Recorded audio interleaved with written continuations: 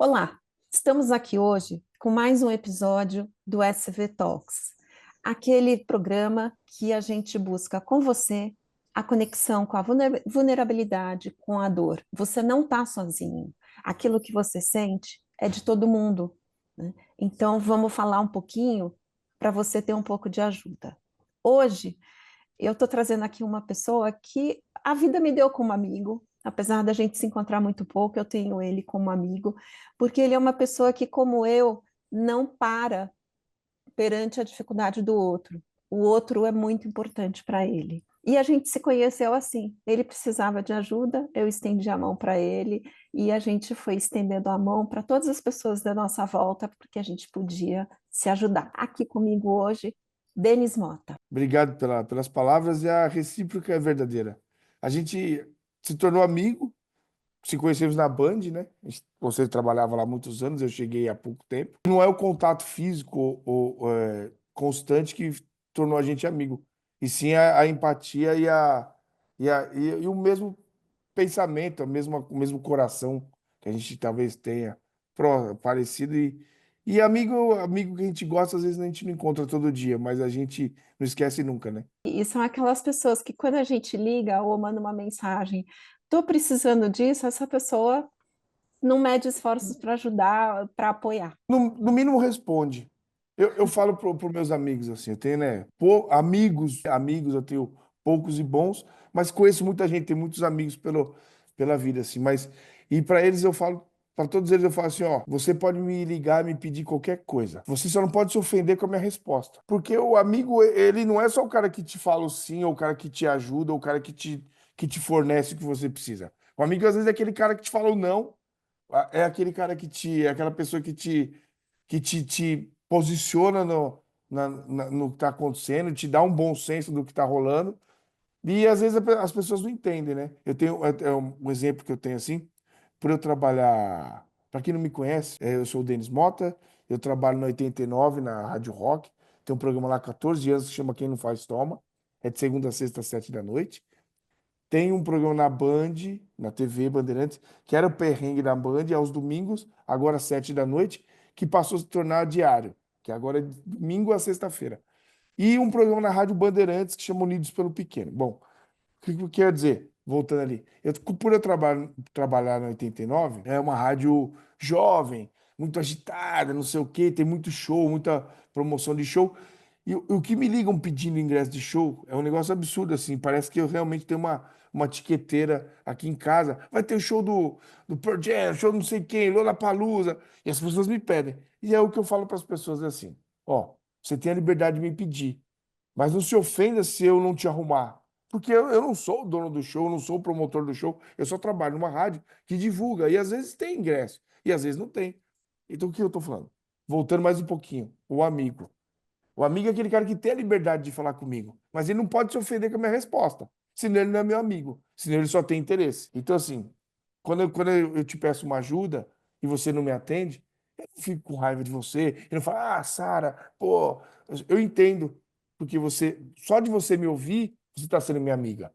Voltando, eu fui para frente para voltar um pouquinho para cá, porque realmente, amigo é aquele que te ouve, não é o que te dá o sempre o sim, né? Exatamente, é aquele que apoia, né? Agora, É. Denis, você falou que você trabalha em rádio, TV, uma série de coisas, mas eu quero voltar um pouquinho atrás, porque tudo na vida da gente é uma construção. Aceitar oportunidades, aceitar dificuldades, superar obstáculos. E aí, quando eu falo em caldo de cana, verdura, legumes e ovos, o que te vem à mente? Caldo de cana, eu já vendi caldo de cana. Eu não gosto de ovo cozido, mas adoro ovo em qualquer coisa. E verdura, como pouco e adoro plantar. E você começou a vida trabalhando, vendendo tudo isso, né? Cara, eu já vendi. Meu primeiro emprego foi ser panfleteiro. Eu era entregar papel, né? Um tempo que o papel funcionava, né? Eu tô falando isso aí, cara, eu nem sei, mais de 30 anos atrás. E aí, assim, o papel funcionava. Então, eu fui panfleteiro, entregava panfleto em farol, em casa, para as pessoas em porta de estação, qualquer coisa assim. Caldo de cana, meu pai, uma época da vida dele, ele montou uma barraquinha para minha avó. Na verdade, era para minha avó se ocupar, a mãe dele. E aí, para a velha não ficar sozinha, eu ficava com ela na barraquinha lá. A gente ficava num ponto lá em Santo André, lá em Utinga, onde eu morava, ficava na rua o dia inteiro. Ela fazia os salgados, ia para vender lá e eu fazia o caldo de cana. Aí depois ele arrumou um ponto num sacolão. Aí depois a gente começou a vender em quermesse, quermesse de bairro assim. Até que uma hora, sei lá, não sei o que aconteceu, não era muito moleque. Acabou lá a barraca, não sei se meu pai se desentendeu com a minha avó, o que aconteceu lá e acabou e eu parei de vender caldo de cana. Mas eu fazia caldo de cana, pô. E é isso, né? Desculpa, e a verdura agora eu tô velho. Ah, não, eu vendi verdura e ovo também. Cara, agora que eu lembrei, eu vendi. Meu pai, nessa época do caldo de cana, ele tinha uma Brasília velha e a gente vendia ovo de porta em porta na rua, aqui no Ipiranga, aqui no Cambuci, na verdade. A gente saía de casa cedo e na frente de casa tinha uma banquinha de verduras e legumes e eu ficava lá cuidando. Eu ficava dentro de casa, quando alguém batia no portão, eu atendia. Mas agora, depois de velho, eu consegui morar numa casa agora aqui, que eu tenho um terreninho e aí eu tenho um canteiro de horta. E aí você planta as suas verduras aqui. Planto, planto. Eu planto coisa pouca, alface, couve. Aí tem umas beterraba ali que não cresceram muito, elas estão pequenininhas assim ainda, mas ela vai crescer. Tem cenoura, tem um pouco de tempero. A jabuticabeira, acabei de olhar assim, tá forrada, mas os passarinhos, putz, eu quero esses passarinhos. Eu fico puto com os passarinhos. Não com os passarinhos, mas o que eles fazem? É igual criança, quando come e larga no prato, enche o prato e larga no prato. Eles bicam todas as jabuticabas e não comem. Eu falo, porra, passarinho, come jabuticaba, pega, eles bicam todas e não comem nenhuma. Aqui em casa eu tenho uma jabuticabeira também e acontece a mesma coisa. Por que que eles não É, comem? Eles bicam todas, aí ficam todas murchas, todas furadinhas e não comem. não sei, mas eu sei que eu tenho um monte de passarinho no quintal. Não, eu também, eu, não, eu brigo com eles porque eu sou velho, né? Sou pai. Então, tipo, é tipo criança mesmo. Põe no prato, come tudo. Denis, e me fala uma coisa, e Ah, com essa infância, né, que não foi uma Brasília velha, naquela época não era a vida de uma família que teve vida fácil, uma vida que não, lutou, imagina. você veio da luta. E como que chegou o sucesso, né? Como que chegou o artista da televisão, o artista do rádio, esse comunicador, esse cara do humor, que tem lá um grupo de uma interação e de uma conexão tão grande? Trabalhando. O sucesso, assim, na verdade, eu nunca acho que eu tenho sucesso, que eu sou famoso, e eu não acho mesmo isso, mas eu sei que eu tenho uma posição privilegiada hoje, um programa em rede nacional na TV aberta, um programa numa rádio que é uma das maiores do Brasil, em duas rádios, né?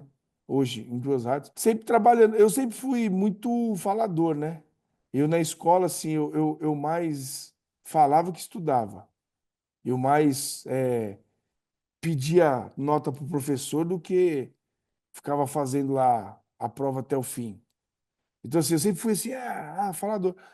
É meu jeito, assim. Então, eu acho que a coisa de comunicar, de falar, sempre foi uma coisa que é natural minha mesmo, assim. Sei lá, igual, sei lá, você vê o Neymar jogar bola. Eu posso colocar 5 filhos meus na escola de futebol que nenhum vai jogar bola igual ele.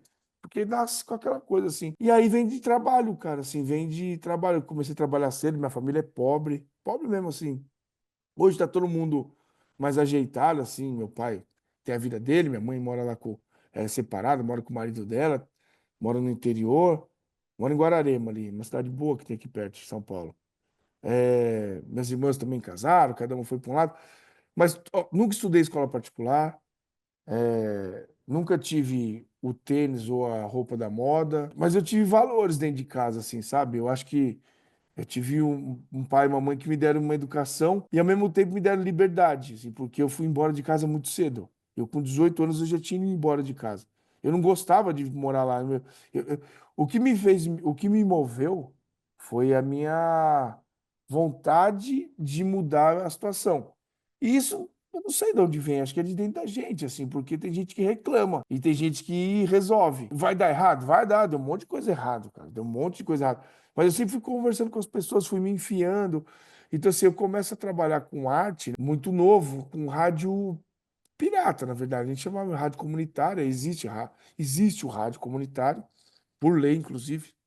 Existe uma lei de 1997, se eu não me engano, que prevê na Constituição rádios comunitários de até 50 watts, onde atende a região. E eu sei disso porque fui eu que redigi essa lei. É muito louco isso, é uma outra história que um dia eu conto. É sério, eu digitei, eu redigi a lei de rádio comunitária no Brasil. Eu fazia parte de um grupo de rádios lá do ABC, e a gente foi para Brasília na época. E eu lembro que o deputado na época, Arnaldo Faria de Sá, que era do partido, era do PP, eu acho, talvez. Acho que era do PP. Ele que apresentou no Congresso a lei, e aí eu participei dessa lei, porque eu ficava no gabinete dele redigindo isso em Brasília, com 18, 19 anos. Por isso que eu falei assim, eu sempre fui inquieto. E eu começo ali a trabalhar com rádio, e aí depois eu fui trabalhar em gravadora, por conta desse negócio de rádio, assim, eu conheci pessoas, e aí um amigo meu ia fazer um festival de música do Play Center. Na verdade, ele não ia fazer. Tiveram uma ideia de fazer e eu me enfiei para fazer. Eu nunca tinha feito nada. Eu me meti a organizar esse festival sozinho, que foi o único festival de música que teve no Play Center. Chamou Play Center Music Festival. Até hoje eu tenho material aqui em casa guardado desse festival e eu organizei sozinho. Na época, sei lá, acho que teve, sei lá, 130 bandas que se inscreveram através de material. Na época, eu recebi fita cassete e CD. Quando eu recebia CD, era uma bênção, porque para ouvir as bandas era mais fácil. Ali eu fui conhecendo pessoas. Nesse momento, eu conheço o Tatola. Nesse festival que eu estou organizando, eu conheço o Tatola porque eu fui atrás de uma rádio para promover. E na época existia a Rádio Brasil 2000, que é uma rádio que não existe mais. Hoje é a Rádio Eldorado, a frequência da Brasil 2000, que é 107,3. Eu conheço o Tatola, ele era diretor da rádio, e eu pego amizade com ele. Sabe igual a gente se conheceu? Sabe? Sim, claro. Então, é assim, eu vou passando, Afinidade. eu vou passando, eu vou cumprimentando as pessoas, eu vou conversando com todo mundo, eu não tenho frescura, eu vou me enfiando nas coisas. E aí, assim, eu conheci o Tatola lá na rádio, na época, e ele fez a promoção do festival do Play Center. Acabou o festival, eu comecei a trabalhar na Abril Music, que a Abril, o grupo Abril na época, estava montando uma gravadora. E aí a parceria desse festival era com essa gravadora. Eu vou trabalhar lá, começo a fazer divulgação. Divulgação dentro da gravadora é o cara que pega a música e leva pro rádio para tentar tocar. Então, assim, eu pegava as bandas e levava pro rádio. Na época, a Abril Music estava lançando A Volta do Capital Inicial. O Capital Inicial, que é a banda que todo mundo conhece, teve um período que eles acabaram ali, né? Fechou. E aí eles. O Dinho tinha saído, aí depois o Dinho voltou. Então o primeiro disco da Volta do Capital foi lançado pela Abril Music, que chama Atrás dos Olhos. Aí eu fui trabalhar esse disco, aí tinha umas outras bandas. Tinha uma banda chamada Mundo Livre S.A. na época. Depois veio uma banda chamada Los Hermanos, não sei se vocês conhecem. Conheço. Veio Los Hermanos, veio Fala, uma outra banda que também talvez tenha feito sucesso algum dia, que chama Fala Mansa. Né, então, aí eu comecei a trabalhar com essas bandas todas. Aí eu saio da Abril, só que nisso aí eu começo a frequentar rádios, entendeu? Porque eu levava as músicas para tocar. Era tudo banda desconhecida na época. A não ser o Capital, que já era um pouquinho grande. E eu conheço pessoas, eu vou falando, falando, falando. Então eu entro na história do rádio, na Rádio Pirata lá atrás, vou para a gravadora, vou para o Festival do Play Center, vou para a gravadora eu frequentava tudo, aí eu começo a andar, mudar muito de gravadora. Eu trabalhei na Abril Music, trabalhei numa gravadora pequenininha que chamava Rocket, que é do Dado Villa-Lobos, da Legião Urbana. Até hoje acho que existe esse selo, fica lá na Gávea, no Rio de Janeiro. Aí depois eu vou trabalhar na Trama. Aí eu vou trabalhar numa outra gravadora que chama Sun Records, que é uma gravadora independente, mas muito grande. Aí ali eu tinha acho que 24 anos. Eu tinha acho que uns 24, 25 anos no máximo. Eu era já gerente nacional de divulgação, assim, sabe? Aí eu cuidava de rádio, televisão, imprensa, São Paulo, Rio e Porto Alegre. Então eu ficava pingando assim. Eu tinha equipe, assim. Muito imaturo, fiz muita coisa errada, fiz muita cagada, assim, como gestor, como administrador de pessoas. Porque eu era muito novo, nem eu sabia cuidar da minha vida, eu tinha que mandar um monte de gente mais velho. Os caras nem me obedeciam, eles ficavam loucos. E eu entendo eles assim, eu também não me obedeceria se eu fosse meu chefe naquela época. E aí, mas eu fui andando assim, então eu conheci todo mundo de rádio e televisão. Eu conheço todas as emissoras de rádio e todas as emissoras de televisão do Brasil, assim. Principalmente das capitais, né? Então, aí vem a história que vai andando. Aí depois eu volto a trabalhar em gravadora, vou trabalhar na Universal, saio, vou trabalhar, volto para outra gravadora, volto para a Universal, enfim. E aí eu tenho amizade com o Tatola, conheço o Ricardinho, o Ângelo, tudo por esse meio de gravadora, de rádio. E aí, em um determinado momento, se existe a história de fazer o Quem Não Faz Toma, no 89.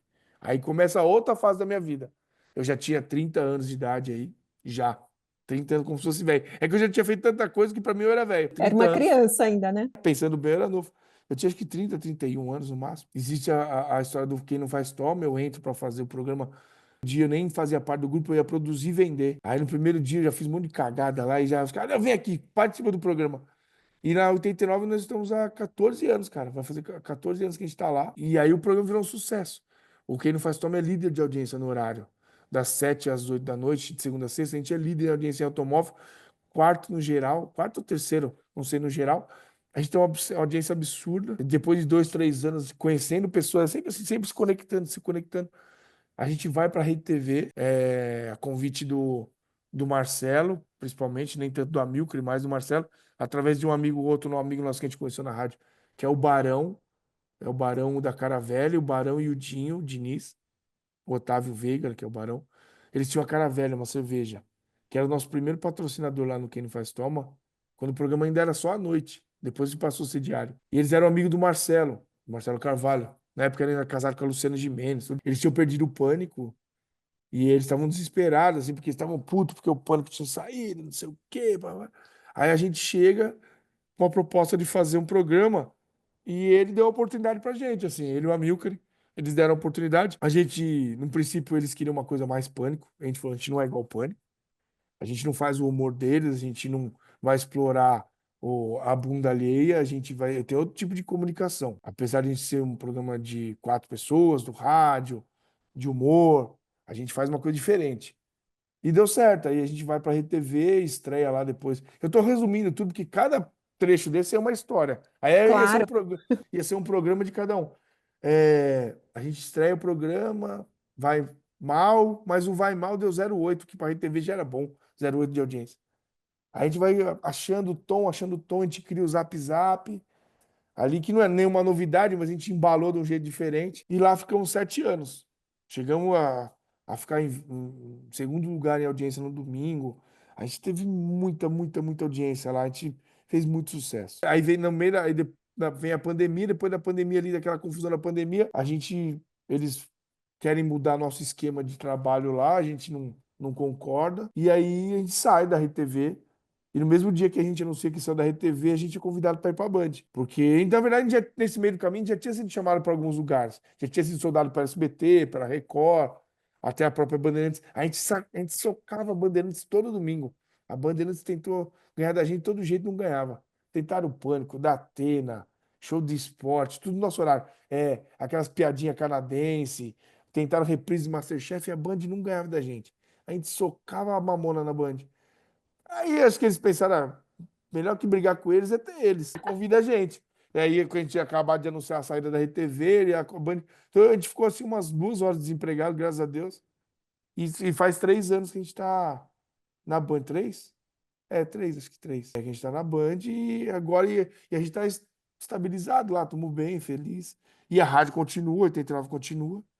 E vamos embora. Agora, Denis, isso mostra que empreender não é fácil, né? Empreender é um caminho de luta, de encontrar o tom, de saber qual é o seu produto e não se vender para qualquer coisa, porque é o que você falou, né?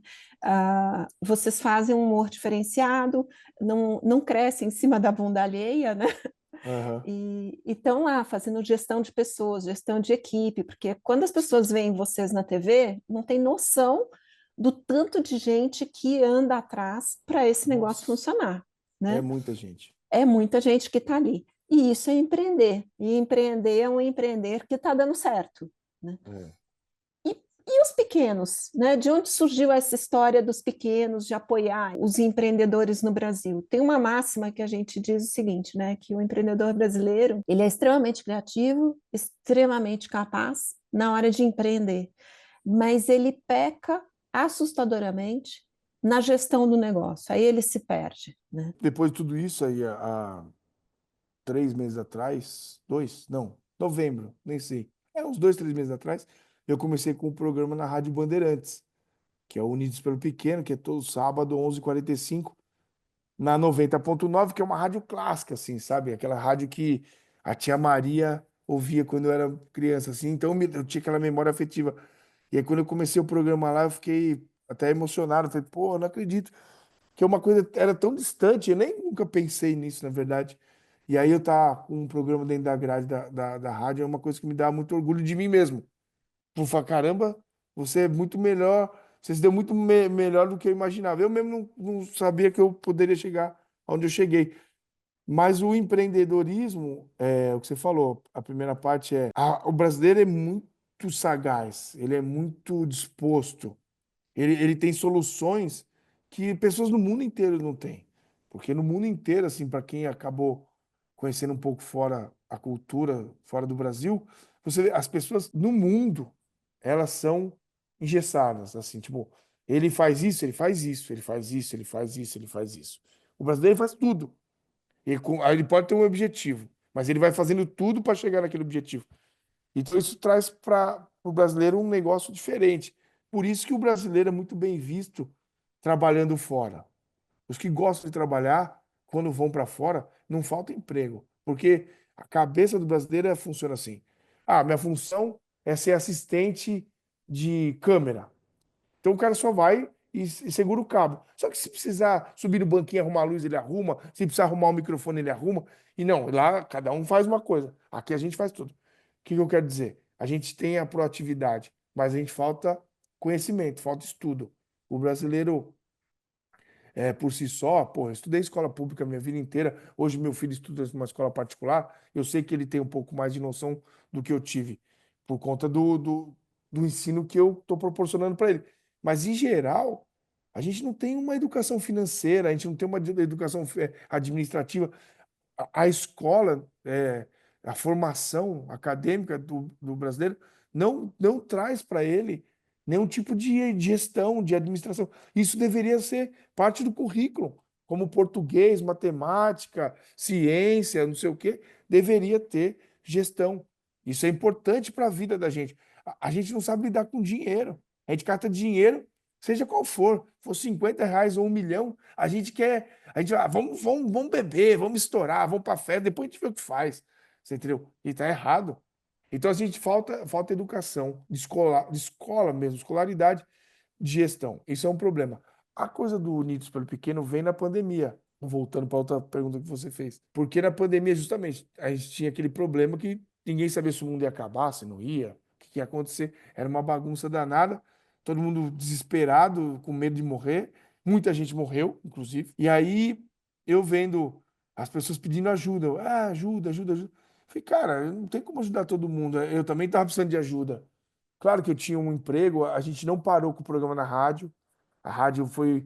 E não paramos com o programa da televisão. Eu acho que foi o único programa que não parou para fazer reprise nem nada. Foi o Encrenca na época. Nós fomos o primeiro programa a tirar a plateia. Depois fomos o primeiro programa a continuar com o programa inédito. A gente gravava tudo de casa. Cada um. A TV mandou um equipamentozinho mínimo, cada um tinha uma câmerazinha, um celular. A gente, como trabalha muito com vídeo, a gente continuou produzindo em casa, todo mundo mandava suas peças, cada um montava a sua parte e continuou exibindo o programa. Só que nisso eu tava ali, vendo as pessoas desesperadas. E aí um dia eu falei, porra, eu falei pra minha namorada, pra Bia, eu falei, pô, eu preciso ajudar essas pessoas, como é que eu faço? Falei, vou fazer o que todo mundo faz para ficar rico hoje em dia. Ser um influencer. Mas eu não sou um influencer, mas eu tenho muita gente que me segue na rede social. E eu comecei a fazer public post, só que sem cobrar nada de ninguém. Então eu falei assim, pô, vou pegar o cara que entrega o Marmitex, o cara da farmácia, o cara que, sei lá, qualquer pessoa que fizesse qualquer tipo de um chocolate artesanal, sei lá, uma sopa. Comecei a divulgar essas pessoas, que as pessoas começaram a se reinventar. Muita gente, assim, você tem um grande número de filhos da pandemia. Filhos, muita gente transou, muita gente não se via, né? Aí começaram a falar, "Ô, rapaz, não é que você mora aqui em casa? Vamos dar uma transada." Aí começaram a transar e começaram a fazer filho. Então a gente tem uma leva de filhos da pandemia e ao mesmo tempo muita gente falou assim, porra, eu posso fazer alguma coisa para melhorar a minha vida. Aí começou em casa a fazer coisas que às vezes ele até gostava e não fazia porque tinha um trabalho. Ele era um CLT, porque ele trabalhava em alguma coisa de alguém, e aí a pessoa começou a empreender. Eu tenho entrevistado muitas pessoas no Unidos pelo Pequeno e muita gente começou na pandemia. Ela falou assim: comecei a fazer, sei lá, bolo em casa. Uma menina que eu entrevistei semana passada falou isso. Chama Dani. Ela falou assim: eu trabalhava numa mineradora. Trabalhava no RH, inclusive, de uma mineradora. Eu só que sempre cozinhei, fazia brigadeiro. Ela falou: eu comecei a fazer brigadeiro em casa. Quando voltou, começou o trabalho que estava home office, começou o híbrido. Eu comecei a levar os brigadeiros para o pessoal lá da empresa, o pessoal começou a gostar. Aí, aos poucos, eu fui trabalhando, trabalhando, e eu abandonei o RH da companhia que eu trabalhava e foquei na minha doceria. E hoje ela tem uma loja, faz delivery, enfim, um monte de coisa. E aí o início pelo pequeno surge aí. Eu fazendo public post gratuito para as pessoas. Falei, porra, vamos unir essa galera e vamos divulgar. E foi aí que começou na minha rede social, no mínimo, não sei se dava resultado, mas no mínimo deixava a pessoa estimulada, sabe? Dava mais esperança, né? É. Agora, essa questão do empreendedorismo, eu estava te falando, né? Que agora eu estou com uma EdTech, que é uma escola de empreendedorismo, porque essas pessoas começam em casa, contam com seu apoio para divulgação, mas aí ela não teve na escola, ela não sabe fazer formação de preço, ela acha que ela está ganhando dinheiro, ela não está ganhando dinheiro. Ou ela acha que ela está ganhando muito dinheiro e começa a gastar mais em casa e melhorar o padrão de vida quando ela deveria estar estruturando melhor o negócio. E Aham. tem muita coisa aí que envolve, né, essa questão do brasileiro, e é aí que ele começa a andar para trás. E muitas pessoas acabam andando para frente porque são aquelas que entendem que fazer negócio é diferente de brincar de fazer bolo em casa. Então é bem mais complexo isso, né? E aí entra um pouco, né? O seu public post, ele entra um pouco naquele perfil que a gente é, né, Denis? Se eu estou aqui em cima do morro e eu posso dar a mão para alguém para ajudar essa pessoa a subir e chegar junto, por que que eu não vou estender essa mão, né? Por que que eu não vou puxar? Deixa eu puxar essa pessoa um pouquinho, que quanto mais gente vier comigo, melhor, né? É óbvio. Eu aprendi muito isso assim. Você soma dividindo. Você não soma só somando. Se você só quer para você, você não está somando. Você está sendo, cara, uma pessoa, além de egoísta, você está sendo curto. Porque o só somar, né? Tem uma frase, eu sempre erro ela, mas ela é boa, é assim. Eu sou tão rico, tão rico, tão rico que só tenho dinheiro, né? Exatamente. Porque no É, fim, o que é melhor? Você ganhar 100 sozinho ou 10% de 1 milhão? é, Está ganhando os mesmos 100, mas tem é. um monte de gente ganhando com você. Não, e aí você ganha vários 10% de um monte de milhão e você faz um monte de milhão. E Então, assim, também, porque assim, você não ganha nada mesmo se você não dividir, assim, sabe? Eu sou, por exemplo, eu gosto de ajudar as pessoas. E assim, o ajudar as pessoas não é você só alimentar ela, você chamar ela para plantar com você, né? Então, eu sou uma pessoa eu observo muitas coisas assim, e vira e mexe eu tô ajudando um aqui, às vezes com uma conversa, às vezes com uma ideia, às vezes apresentando alguém, conectando. Eu adoro conectar pessoas assim. E assim, eu faço isso amarradão. Saber, eu sei uma pessoa que tem um negócio, outra pessoa que está precisando daquele negócio, e eu uno, eu fico conectando coisas assim. É uma coisa que sempre foi de mim assim e sempre funcionou. E juro, eu sempre tive benefícios com isso. E muitas vezes assim, lá na frente, às vezes sem esperar, eu sou retribuído por essas pessoas. E eu nem lembro o que eu fiz. Acontece muito de a pessoa falar assim: porra, tô fazendo isso aqui porque lá atrás você me ajudou. Não sei. Eu te ajudei, eu nem lembro. Assim. Eu conheço a pessoa, mas não lembro o que eu fiz. Porque eu não fico anotando: ó, você, eu te arrumei um emprego, ó, você, eu te comprei uma bicicleta, sei lá. Eu faço isso porque eu quero ver aquela pessoa andar. Você entendeu? E depois lá na frente, às vezes, quantas e quantas vezes eu tô precisando de alguma coisa, aparece uma pessoa que eu já até ajudei e não lembrava. Cara, não, você não soma sem dividir. e a Desculpa. energia do bem, ela vem aqui em volta da gente, né? Então a gente vai somando a energia do bem. Eu estava falando que a gente vai, essa energia do bem, ela vai cercando a gente. Outro dia fui num evento e eu encontrei um colega que eu fui cliente dele há mais de 30 anos. E aí ele virou para mim e falou assim: Sara, tem uma coisa que eu nunca te falei e eu preciso te contar hoje, porque a gente passou muitos anos sem se encontrar. Você transformou a minha carreira. Porque quando eu fui ser gestor do contrato da empresa que você trabalhava, aquele contrato era um problema para a gente. E eu Aham. fui lá para recuperar o contrato. E você tinha uma vontade muito grande de fazer as coisas darem certo. eu recuperei o contrato, ganhei muita coisa de volta e isso foi fator primordial para o meu crescimento dentro da empresa. Então, às vezes, a gente, para ajudar o outro, só precisa fazer o que a gente tem que fazer mesmo, né? Eu só É, trabalhei. você só fez sua função. Mas é tanta gente mesquinha, é tanta gente tentando atrapalhar o outro. Muita gente, assim, você se depara isso todo dia. Eu trabalho com pessoas assim até hoje, que graças a Deus não me afeta porque eu atingi um nível de maturidade que você consegue anular essas coisas. Mas você vê pessoas que ele quer crescer, mas só pisando nos outros, só fazendo mal. E aí o cara chega todo dia pensando como é que ele vai prejudicar o outro para tentar ter aquele espaço para ele. E quando você tenta prejudicar alguém para conseguir um espaço que naturalmente não seria seu, porque não faz parte da sua função, e tá tudo certo, você não evolui. Você pode até conseguir aquele espaço, mas você não vai desenvolver aquilo do jeito que se fosse uma pessoa aliada a você, faria e você se beneficiaria. Então o que acontece?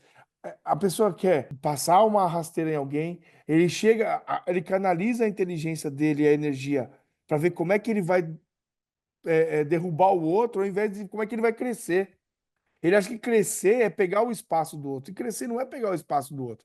Crescer é você dominar o seu espaço. É você ser reconhecido pelo que você faz. É você chegar num momento e falar assim: olha, eu sou um exemplo para todo mundo que está em volta. Porque aí as pessoas vão se aliando a você e você vai junto.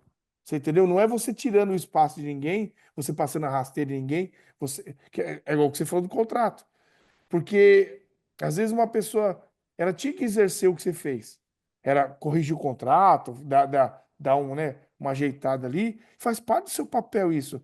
E tem gente que podia ser que queria atrapalhar o cara para poder ter o domínio sobre aquele contrato. Você entendeu? Quando não, deixa ele fazer o papel dele, cara. Ajuda ele a fazer o papel dele na história. Né? Se você fizer a sua Pô, parte, já não atrapalha. exato, não, e você fazendo sua parte bem feita, você cria conexões. E conexões as coisas que te levam para frente. Uma estrada Agora, reta não chega em nenhum lugar. Denis, eu queria agora ir num assunto Ah, que nós dois temos uma história, porque nós dois temos esse DNA de ajudar as pessoas, né? aham. De dar a mão para os outros e de não deixar ninguém passar desapercebido. Pelo menos falar, olha, tá difícil, mas eu tô aqui segurando tua mão, eu tô aqui com você. Mas às vezes isso não é possível. E há um tempo atrás você me tocou muito, porque eu também não conseguia ajudar uma pessoa que eu amava muito. O que que a gente pode dizer para as pessoas que estão passando momentos difíceis na vida delas? Eu sempre me pergunto isso. O que eu poderia ter dito? O que eu poderia ter feito diferente? Mas já que eu não consegui salvar essa pessoa que eu amava muito, eu hoje trabalho muito fortemente para tentar apoiar outras que estariam na mesma condição. O que que você aprendeu com essa dor? Porque é uma dor muito grande. Você estava falando da perda da minha afilhada, né? Isso. Que tirou a vida com 16 anos. Inclusive hoje, na data de hoje que a gente está gravando, eu não sei em que momento quem está assistindo tá vendo a data que a pessoa está assistindo, mas hoje, agora, nesse momento, no dia da gravação, faz 4 meses hoje. E é engraçado porque parece que faz anos. É uma sensação muito esquisita essa. Eu nunca tinha passado por isso assim. É sério, faz 4 meses. 4 meses é nada, cara, né? A gente leva 9 para nascer. Parece que faz muito tempo, mas é muito presente, que é a perda da minha filhada com 16 anos. Cara, eu acho que foi. Acho não, tenho certeza. Foi a maior perda que eu já tive de alguém na minha vida, porque eu tenho pai e mãe vivos. Meu filho, né? Eu tenho, né, pessoas próximas a mim, são todas vivas ainda, graças a Deus. O pai dela foi um amigo meu de trabalho, nessas andanças que eu tive na minha trajetória. A gente se conheceu trabalhando, ele virou um amigão meu e virou um amigão, e aí a gente sempre fazia tudo muito próximo. E quando ele foi ter a filha, ele falou assim: ó, eu queria que você fosse padrinho dela. E eu não sou padrinho de ninguém e não vou ser mais padrinho de ninguém. Eu já recusei alguns convites. Isso é um princípio meu. Inclusive de casamento eu já recusei. Porque aí vem aquela coisa do amigo lá no começo da conversa. Porque ser seu amigo não é só falar assim. Então eu já recusei. As pessoas acham que eu sou doido, porque ninguém nunca viu ninguém recusar ser padrinho de alguém. Eu já recusei já, cara. Porque eu tenho que ter conexão, eu tenho que ter verdade naquilo. Eu não posso só ser testemunha ou ser responsável por uma coisa simplesmente por um momento. Seria por a emoção do momento. E quando ele me convidou para ser padrinho da filha dele, eu aceitei, porque eu tinha uma verdade ali. Enfim, eu só estou falando isso porque ela era minha filhada, foi a única e será a única. Eu não quero ser mais padrinho de ninguém. Pode ser que eu mude de opinião? Pode. Pode ser que a minha irmã tenha mais um filho e me queira que. Pô, beleza, mas a princípio não. Então, por isso que foi uma perda muito grande. Mas o que a gente pode falar para as pessoas é que, com esse tipo de dor, a gente aprende muitas coisas. Eu aprendi a observar mais os detalhes as características do dia a dia das pessoas, assim, porque elas dão sinais, sabe? A menina, a princípio, tinha uma depressão, ela tinha alguns problemas, como qualquer criança de 16 anos, para mim é uma criança. Eu tenho um filho de 16 anos. E eu fico observando muito ele, mesmo não morando com ele, ele mora com a mãe dele, eu observo, eu tento, sabe, todo dia estar presente na vida dele, seja por um telefonema, seja vendo, e é importante isso. E às vezes a gente não presta muita atenção com a loucura do dia a dia, tudo, a gente presta. Mas no caso dela, tinha sido detectado que ela estava com problema, ela já vinha sendo tratada com um psicólogo na época, depois ela tinha entrado num tratamento de psiquiatria, ela tinha ido para um psiquiatra, ela estava começando a tomar, inclusive, remédios para tentar, através disso, dar uma acalmada nela. Só que foi um impulso muito forte que ela teve num pico de loucura, de depressão, assim. Eu não sei exatamente dizer o que aconteceu. E ela começou a ter surtos e ela vinha bebendo, escondido. Então, assim, por ela morar só com o pai, ela morava com o pai. A mãe mora fora de São Paulo. E aí o pai ganhou a guarda dela quando ela tinha 8 anos. Ele criava ela, os dois só. Ele nunca teve nenhuma namorada. E ele fala assim: não quero pôr ninguém dentro de casa. Ele falou assim: já me basta o que eu tenho de responsabilidade e eu tenho que dar atenção para minha filha. Então, nem nunca namorar, ele namorou assim, era dedicado a vida dele a ela. Só que ao mesmo tempo ele trabalhava o dia inteiro. Ela já era uma moça, 16 anos, é uma mulher. Uma menina de 16 anos é uma mulher. Um moleque de 16 anos é um moleque. Então, e aí ele foi percebendo que cada vez mais ela começou com uma coisa de não comer, uma coisa meio de bulimia, porque ela se achava gordinha. Aí tem aquelas coisas. A última conversa que eu tive com ela foi na semana antes dela tirar a vida dela. Foi numa terça-feira que ela fez isso. E na quarta-feira anterior eu tinha ido almoçar com ela. Então, assim, um pouco menos de uma semana eu fui almoçar com ela, conversei bastante com ela. E eu perguntei, falei, pô, você tá gostando de alguém? Você tem algum menino, alguma menina? Você gosta de menina? Você gosta de menina? Ela, não, eu gosto de menino, mas não tô gostando. Foi porque gostar de alguém na adolescência, você se entrega para essa pessoa de um jeito que ela nem sabe. Então você faz coisas escondidas para essa paixão que você nem sabe, que a pessoa não sabe, na verdade. Você tenta se arrumar mais, você tenta ficar magra, você tenta falar melhor, você quer se mostrar para essa pessoa que você gosta, e a pessoa não está nem aí para você, mas você sozinho sofre. E adolescente tem muito disso. Então era uma avalanche de coisas que você tem que perceber. E assim, e ela estava sendo tratada. Ela tinha começado um tratamento com um psiquiatra, ela já vinha vendo com um psicólogo, só que não foi suficiente, cara. Não foi suficiente. E ela usou do último recurso que se usa, que é tirar sua própria vida. A hora que você faz isso, nada mais vale a pena e é a única coisa irreversível, sabe? Então ela vinha bebendo muito, ela vinha tomando atitudes de se mutilar, sabe? Aí o dia que eu fui conversar com ela, um calor danado, ela com manga comprida, fez, tá se machucando, né? Ela, Aí foi ver o braço dela tudo cortado, as pernas. Eu conversando com ela, por que você está fazendo isso? Aí eu lembro dela falar assim, falou, tio, eu faço isso porque eu quero sentir a dor. Olha a maluquice assim do que é a depressão ou a coisa assim. Ela falou assim, eu faço isso porque eu quero sentir a dor que eu acho que eu faço as pessoas que eu amo sem sentir. Então, assim, ela acho que ela achava que ela provocava dor em quem ela amava e ela queria sentir a dor que ela achava que provocava nas pessoas que ela amava, que era o pai ou outras pessoas que ela era próxima, assim. Eu falei, mas isso não é verdade. A gente gosta de você e ninguém sofre com você. Você tem um problema que a gente está tratando, que a gente está tentando cuidar. você precisa se ajudar, a gente está aqui para te ajudar. Então, assim, você não tem que se automutilar ou tentar fazer qualquer coisa para sentir uma dor que você acha que provoca na gente. Mas isso aí, como é que você explica para uma pessoa de 16 anos que acha que tem razão? Um tratamento, um acompanhamento profissional, mudando de atitude. O pai já não deixava mais ela sozinha. Ele sabia que ele não podia deixar ela mais sozinha. Tanto é que ele passou a trabalhar de casa, ele já não saía mais. Ele, quando saía, precisava sair para alguma coisa muito necessária, ele pedia para alguém ficar lá. Então, assim, já estava sendo tomados os cuidados, mas ao mesmo tempo é difícil observar tudo o que essa pessoa está pensando e fazendo. Então, ela chegava da escola, ela bebia, escondido ia dormir, ela se mutilava. E aí, né, nesse dia 17 de outubro, com ele na sala, ele chamou uma amiga nossa, ele falou assim, ó, vem aqui, passa aqui. Eu preciso que alguém converse com ela, assim, porque o pai e a mãe sempre acaba sendo o maior vilão, né, para a pessoa. A gente lembra, quando o pai fala uma coisa para você, pai, enche o saco, fique lá, né? O pai e a mãe sempre a gente, né. Uma menina de 16 anos faz a mesma coisa. E ela, pai, fique lá. Então ele falou assim, tem hora que eu não consigo mais, mesmo que eu fale o óbvio, ela não quer ouvir. Quando alguém de fora, mais próximo, fala a mesma coisa, ela para refletir um pouco. E nesse dia ele chamou uma amiga nossa e falou, ó, passa aqui, ela não tá bem hoje, ela tá o dia inteiro estranha.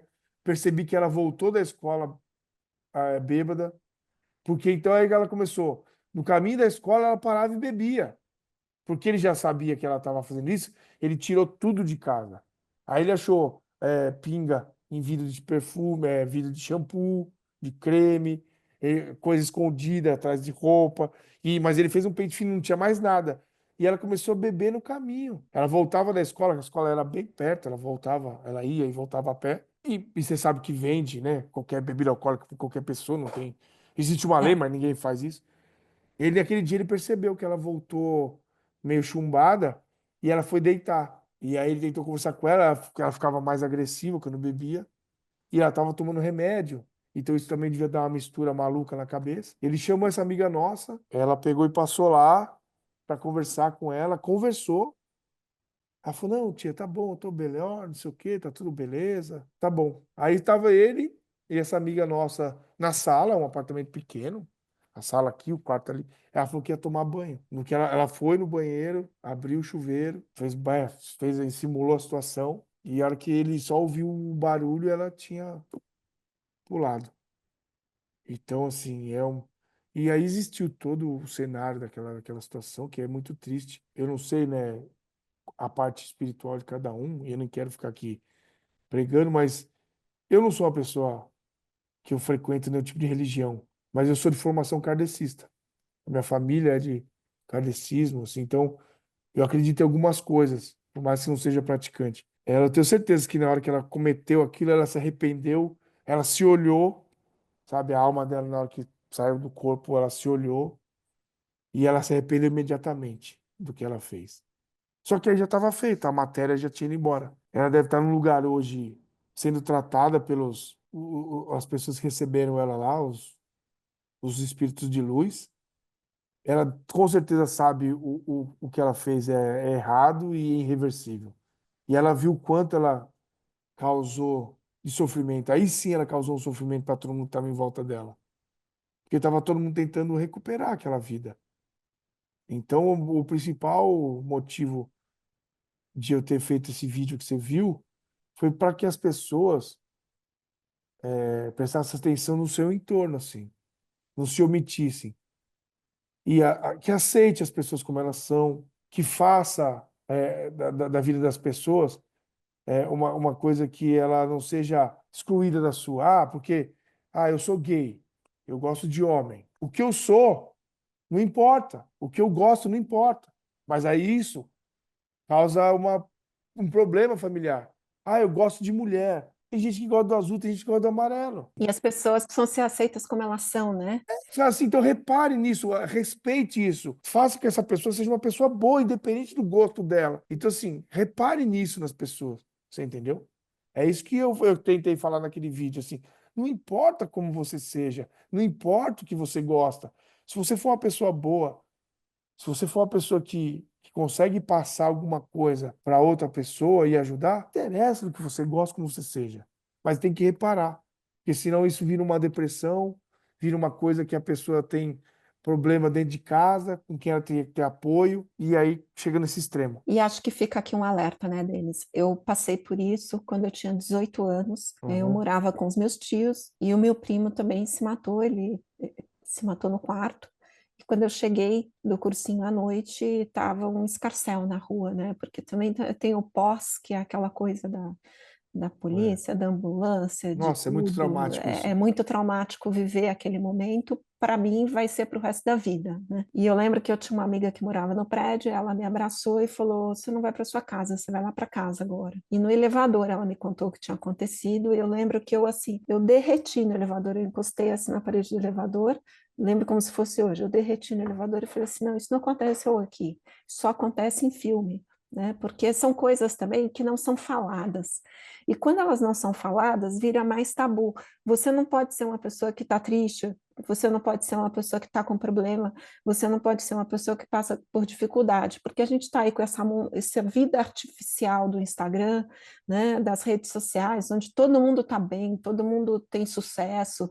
Gente, as pessoas não têm sucesso, não é assim. Né, para você gravar um vídeo ali no Instagram é 30 segundos de sucesso, e você Uhum. tem as outras 24 horas do dia para enfrentar os seus traumas e as suas dificuldades. Tente enxergar um pouco melhor o outro. Quantas pessoas estão começando a mostrar suas dificuldades? E é muito isso que eu quero mostrar para as pessoas, que aquilo que a gente vê é só um instante efêmero da vida, mas a vida é de luta, de obstáculos, de atravessar dificuldades, e dane-se se o outro não te aceita. Te ame, ame a si mesmo. Seja uma pessoa que tenha amor É próprio, que difícil, às vezes, se tenha. amar é difícil, viu, Sara? É Eu acho que difícil. a maior dificuldade do ser humano é se amar. Porque o que eu presto atenção, assim, eu não tenho estudo nenhum, né? Assim, eu não tenho nenhum tipo de formação de acadêmica, de nada, principalmente nesse sentido, assim. Mas o que eu percebo, assim, o ser humano precisa da aceitação do outro para ele achar que ele é bom. Então, o se amar é muito difícil. Porque como é que eu vou me amar se o cara que eu posto uma coisa legal não curte, não dá um like? Como é que eu vou me amar se quando eu chego num lugar eu não sou a pessoa mais popular? Como é que eu vou me amar se eu não tenho um emprego que eu ganho o suficiente para andar bem vestido como as pessoas gostariam de ver, como as pessoas me elogiariam? Então, assim, uma coisa complicada no se amar é a aceitação. A primeira coisa que a pessoa tem que fazer para se amar, eu penso, é ela se libertar da opinião dos outros. Não que a sua opinião não faça importância no sentido de me fazer melhorar, fazer crescer. Todo mundo gosta de receber um elogio. Todo mundo gosta de ser cortejado, assim, né? Ser bem recebido onde ele chega. Todo mundo quer esse tipo de glamour, assim. Só que nem sempre você vai ter isso, é o que você falou. No Instagram são um minuto, ou são 30 segundos que você está ali se mostrando como está tudo bem, mas o resto do dia você não está, às vezes, tudo bem. Então, se amar é muito complicado.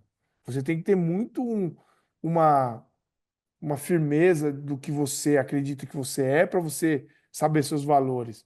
É difícil. E aí, não se amando, você cria monstros dentro de você. E esses monstros que moram na sua cabeça, eles às vezes se consomem. E aí, quem está do lado tem que entender.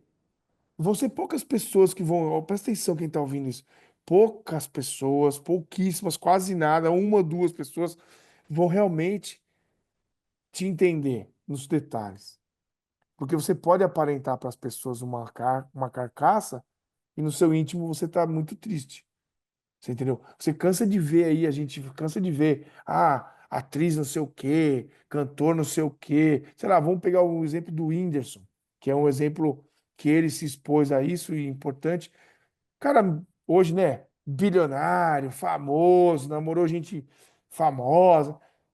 Na teoria, ele foi fazendo check em tudo. Mas é um cara depressivo. Ele mesmo já falou: tenho depressão, preciso me cuidar, preciso me tratar.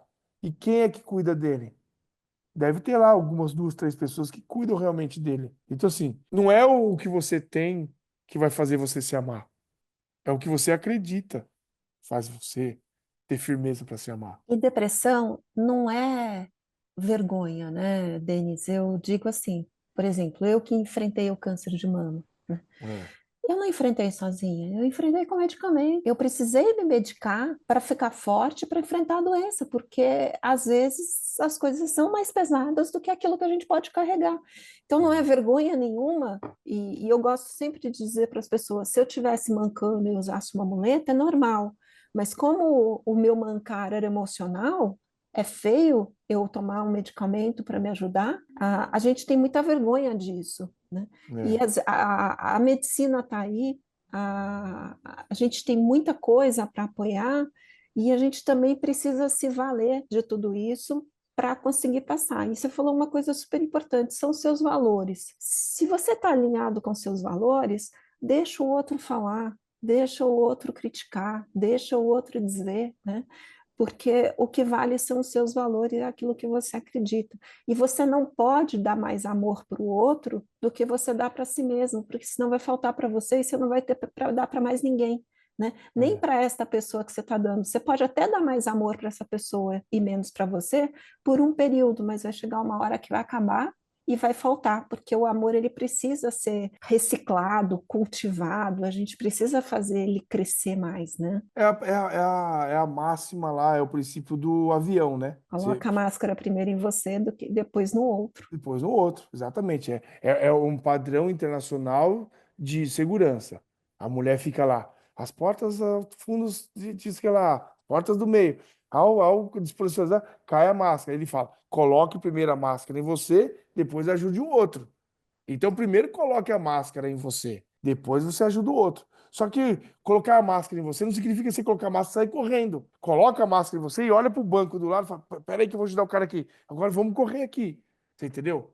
É isso que também pode ser confundido. Coloque a máscara em você, não primeiro nele, mas também não abandone ele. Então, assim, repare se o outro conseguiu colocar o elástico certinho para respirar. Aí isso vai salvar a vida. E na depressão, na coisa psicológica hoje, eu acho que isso é muito importante, assim, você tentar, você se conhecer, e se você precisar de uma ajuda profissional para se conhecer, essa, tem muita gente que faz terapia, tem muita gente que vai fazer, sei lá, às vezes um esporte, cada pessoa vai achar uma válvula de escape para poder se manter equilibrado. Aí você vai conseguir ajudar os outros. Mas repare também quem está do seu lado, porque às vezes essa pessoa está precisando de uma ajuda muito grande. E você prestar atenção nisso, você pode salvar a vida dela. Não existe solução para a morte. Morreu, acabou. É só isso. Até o fim existe solução. Você se tratou, você se curou.